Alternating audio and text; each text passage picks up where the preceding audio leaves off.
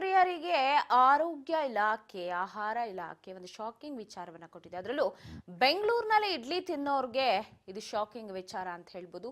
ಇಡ್ಲಿ ತಿಂದ್ರೆ ಕ್ಯಾನ್ಸರ್ ಬರುತ್ತೆ ಅನ್ನುವಂತಹ ಒಂದು ಆಘಾತಕಾರಿ ವಿಚಾರವನ್ನ ಬೆಂಗಳೂರಿನಲ್ಲಿ ಆಹಾರ ಆರೋಗ್ಯ ಇಲಾಖೆ ತಜ್ಞರು ನೀಡಿದ್ದಾರೆ. ಒಂದಷ್ಟು ಕಡೆಗಳಲ್ಲಿ ರೇಡ್ ಕೂಡ ಮಾಡಿದ್ದಾರೆ.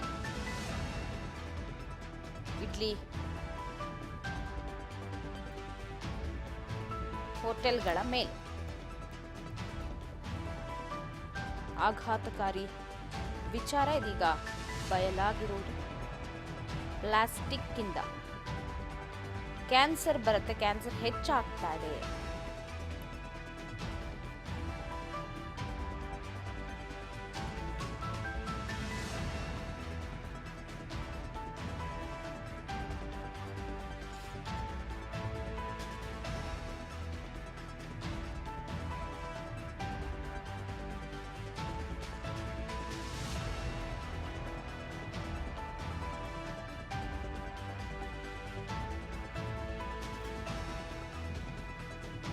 ಇಡ್ಲಿ ತಯಾರಿಕೆಯಲ್ಲಿ ಬಳಸುವ ಪ್ಲಾಸ್ಟಿಕ್ ಕವರ್ ಬಳಕೆಯನ್ನ ಬ್ಯಾನ್ ಮಾಡಬೇಕು.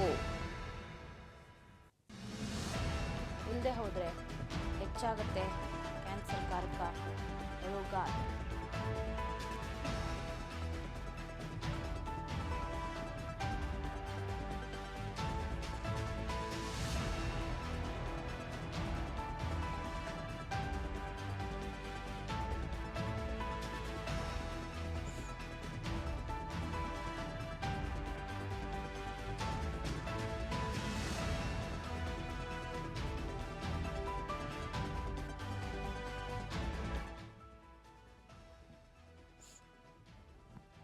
ಇಡ್ಲಿ ತಿಂದರೆ ಕ್ಯಾನ್ಸರ್, ಹಾಗಾದ್ರೆ ಮುಂದೇನು ಮಾಡ್ತಾರೆ ಅಂದರೆ ಕವರ್ ಬ್ಯಾನ್ ಮಾಡ್ತಾರೆ, ಪ್ಲಾಸ್ಟಿಕ್ ಕವರ್. ಇಡ್ಲಿ ತಯಾರಿಕೆಯಲ್ಲಿ ಪ್ಲಾಸ್ಟಿಕ್ ಬಳಕೆಯನ್ನು ನಿಷೇಧಕ್ಕೆ ಕೂಡ ಪ್ಲ್ಯಾನನ್ನು ಮಾಡಲಾಗಿದೆ ಅಂತೆ.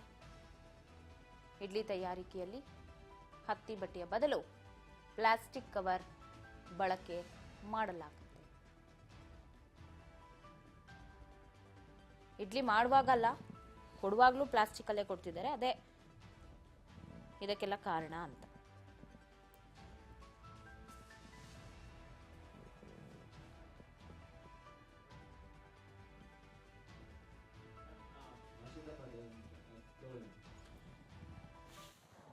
ಈ ಬಗ್ಗೆ ಮತ್ತಷ್ಟು ಅಪ್ಡೇಟ್ಸ್ ಅನ್ನ ಕೊಡ್ತಾರೆ ಪ್ರತಿನಿಧಿ ಹರ್ಷಿತಾ ಪಾಟೀಲ್ ಫೋನ್ ಸಂಪರ್ಕದಲ್ಲಿದ್ದಾರೆ. ಹರ್ಷಿತಾ, ಇಡ್ಲಿ ತಿಂದ್ರೆ ಕ್ಯಾನ್ಸರ್ ಅನ್ನೋದು ಇದು ನಿಜಕ್ಕೂ ಶಾಕಿಂಗ್ ವಿಚಾರ. ಯಾಕಂದ್ರೆ ಬೆಂಗಳೂರಿನಲ್ಲಿ ಬಹುತೇಕ ಮಂದಿ ಶಿಫ್ಟ್ ವೈಸ್ ಕೆಲಸ ಮಾಡ್ತಾರೆ.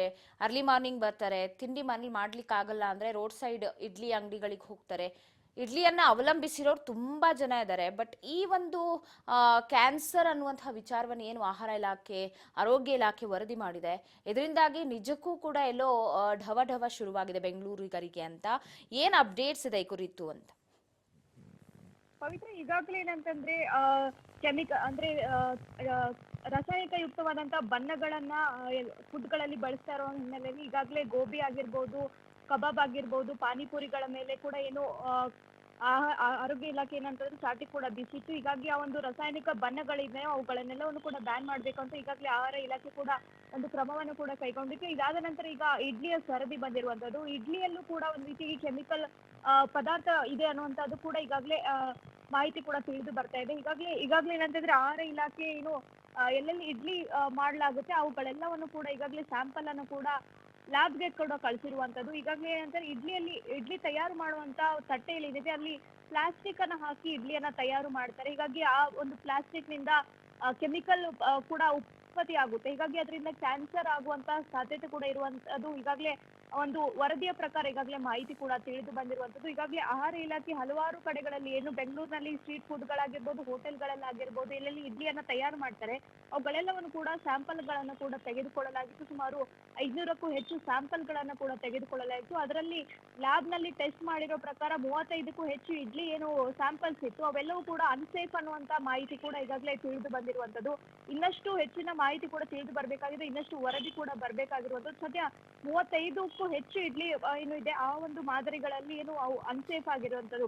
ಯಾಕಂದ್ರೆ ಸಾಕಷ್ಟು ಈಗ ಸ್ಟ್ರೀಟ್ ಫುಡ್ಗಳಲ್ಲಾಗಿರ್ಬೋದು, ಸ್ಟ್ರೀಟ್ ಗಳಲ್ಲಿ ಮಾರುವಂತ ಇಡ್ಲಿ ಆಗಿರ್ಬೋದು, ಹೋಟೆಲ್ಗಳಲ್ಲಿ ಕೆಲವು ಹೋಟೆಲ್ಗಳಲ್ಲಿ ಆಗಿರ್ಬೋದು ಪಿಜಿಗಳಲ್ಲಿ ಮಾಡುವಂತ ಆಹಾರ ಏನಿರ್ಬೋದು, ಆ ಒಂದು ಇಡ್ಲಿ ತಯಾರು ಮಾಡುವಂತದ್ರಲ್ಲಿ ಪ್ಲಾಸ್ಟಿಕ್ ಬಳಕೆ ಮಾಡಿದ್ರೆ ಆ ಪ್ಲಾಸ್ಟಿಕ್ ಅಲ್ಲಿ ಮಾಡೋದ್ರಿಂದ ಆ ಒಂದು ಶಾಖದಿಂದಾಗಿ ಆ ಒಂದು ಕೆಮಿಕಲ್ ಕೂಡ ಹೊರ ಬರುತ್ತೆ. ಇದರಿಂದ ಆ ಒಂದು ಇಡ್ಲಿಯನ್ನ ಸೇವಿಸೋದ್ರಿಂದ ಕ್ಯಾನ್ಸರ್ ಅಂಶ ಕೂಡ ಪತ್ತೆ ಆಗುತ್ತೆ ಅನ್ನುವಂಥದ್ದು ಕೂಡ ಸಾಕಷ್ಟು ವರದಿ ಕೂಡ ಬಂದಿತ್ತು. ಹೀಗಾಗಿ ಆಹಾರ ಇಲಾಖೆ ಒಂದು ಸ್ಯಾಂಪಲ್ಸ್ ಗಳನ್ನು ಕಲೆಕ್ಟ್ ಮಾಡಿ ಈಗ ಒಂದು ವರದಿ ಕೂಡ ಬಂದಿದೆ. 35ಕ್ಕೂ ಹೆಚ್ಚು ಇಡ್ಲಿಗಳ ಸ್ಯಾಂಪಲ್ ಏನ್ ಬರೆದಿದೆ ಅದು ಅನ್ಸೇಫ್ ಅನ್ನುವಂಥದ್ದು ಕೂಡ ಈಗ ತಿಳಿದು ಬಂದಿರುವಂತದ್ದು. ಈಗಾಗಲೇ ಪ್ಲಾಸ್ಟಿಕ್ ಇಂದ ಸಾಕಷ್ಟು ಹಾನಿಕಾರಕ ಅಂಶಗಳು ಕೂಡ ಪತ್ತೆ ಆಗುತ್ತೆ ಅನ್ನುವಂಥದ್ದು ಸಾಕಷ್ಟು ವರದಿಯಾಗಿತ್ತು.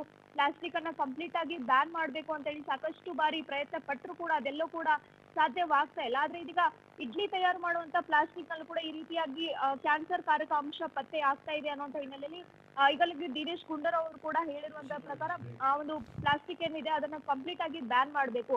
ಎಲ್ಲೂ ಕೂಡ ಒಂದು ಸ್ಟ್ರೀಟ್ ಫುಡ್ ಗಳಲ್ಲಿ ಏನೋ ಇಡ್ಲಿಯನ್ನು ತಯಾರು ಮಾಡುವಂತದ್ರಲ್ಲಿ ಪ್ಲಾಸ್ಟಿಕ್ ಅನ್ನ ಬಳಕೆ ಮಾಡಬಾರ್ದು. ಅದ್ರ ಜೊತೆಗೆ ಕೇವಲ ತಯಾರು ಮಾಡುವಂತದಲ್ಲ, ಈಗ ಪಾರ್ಸಲ್ ಗಳಲ್ಲಿ ಕೊಂಡು ಕಳಿಸುವಂತ ಏನಿದೆ ಆ ಒಂದು ಪಾರ್ಸಲ್ ಮಾಡುವಂತ ಪ್ಲಾಸ್ಟಿಕ್ ಅನ್ನು ಕೂಡ ಬಳಕೆ ಮಾಡ್ತಾರೆ.